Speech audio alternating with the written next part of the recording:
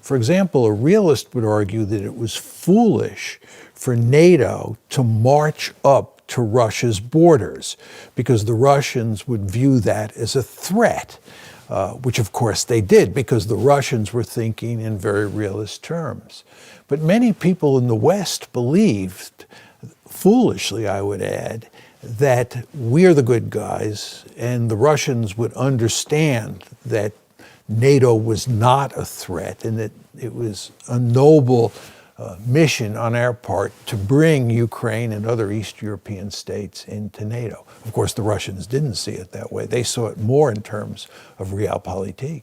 To many Germans, I was surprised to say that in the U.S. it's viewed the same. I thought there were more realists in the U.S. than in Germany, because to Germany this is quite, let's say, an uncommon thought, because what you say about the liberal West, that is basically what sank in. But you also criticized, or you had an argument that the unipolar moment where liberalism basically went rampant, or what went wrong after 1990 was liberalism.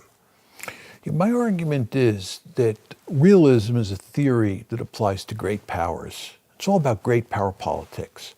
So during the Cold War, when you had a bipolar world and the United States and the Soviet Union were competing with each other, this fit very neatly in the realist story.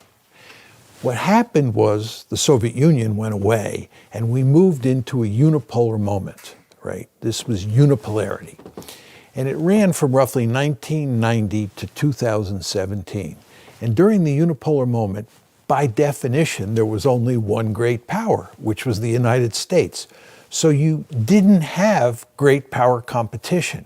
There was no rival great power that the United States had to compete against.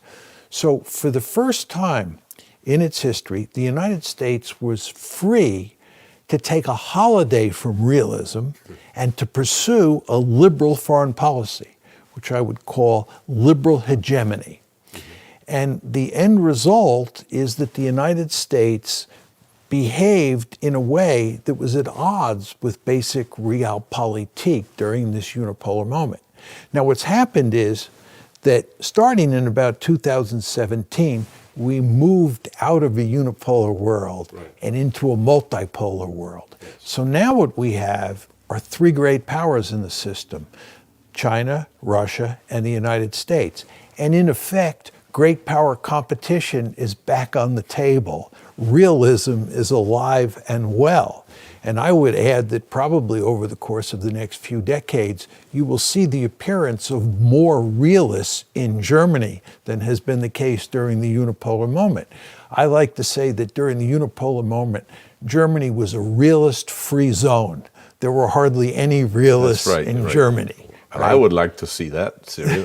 So I hope your prediction turns out to be right.